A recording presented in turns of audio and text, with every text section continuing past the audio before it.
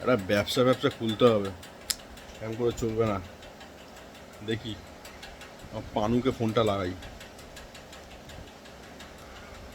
Hello, কিরে কেমন আছিস? ও চাকরি বাকরি করছিস? বর কেমন আছে? সরি সরি সরি, বর না, বিয়ে হয়নি, বয়ফ্রেন্ড বয়ফ্রেন্ড কেমন আছে? ভালো, আচ্ছা।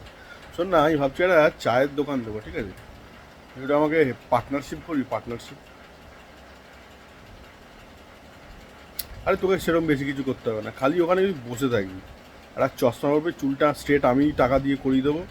তুই খালি ওখানে বসে থাকবি, সঙের মতন বসে থাকবি। দেখিস বিয়ে বাড়িতে যেরকম থাকে না, সঙের মতন, ওই মানে বিভিন্ন লোকজন সাহায্যে ড্রেস আপ করে, চার্লি চ্যাপলিন বা বাইরে গেট দারোয়ান ফারওয়ান। তুই জাস্ট ওখানে একটা টুল থাকবে, একটা গুমটির মধ্যে তুই খালি বসে থাকবি ভাই, সেই যে গুজে বসে থাকবি ব্যাস। আর কিচ্ছু করতে হবে না।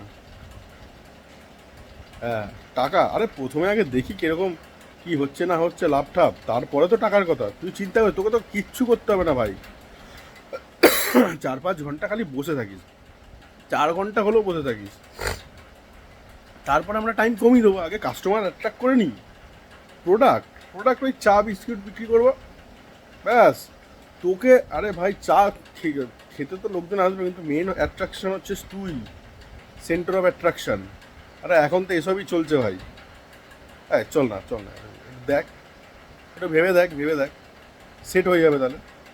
হ্যাঁ হ্যাঁ হ্যাঁ, জানাবি কিন্তু ভাই, জানাবি হ্যাঁ। তারপরে আমরা আস্তে আস্তে ব্রাঞ্চ খুলবো, ব্রাঞ্চ বাড়াবো। একদম একদম, আগে আগে রেসপন্সটা তো দেখি, তারপরে আমরা ব্রাঞ্চ বানাবো। হ্যাঁ, তুই আরও তোর বন্ধু বান্ধবদের বলে রাখিস, কোনো কিছু কাজ করতে হবে না। ব্রাঞ্চ যখন বাড়াবো তখন খালি এসে মাঝখানে টুল দেবো, টুলে খালি বসে থাকবি সানগ্লাস পরে, চুল স্ট্রেট করা, চুলের কালার করা, সব কিছু আমার দায়িত্ব হয়। একদম। তোর খালি বান্ধবী টান্ধবীদের একটু বলে রাখিস যে এরকম হতে পারে ভাই, ডিমান্ড আসতে পারে। একদম একদম, হ্যাঁ। তারপরে তো আস্তে আস্তে চপ শিল্প তো উন্নত দিক থেকে যাচ্ছে। এটা একটা আর্ট রে, আর্ট। তারপরে চপ ইন্ট্রোডিউস করবো।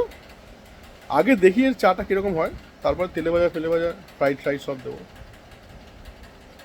ঠিক আছে ঠিক আছে, মেনে গেছে।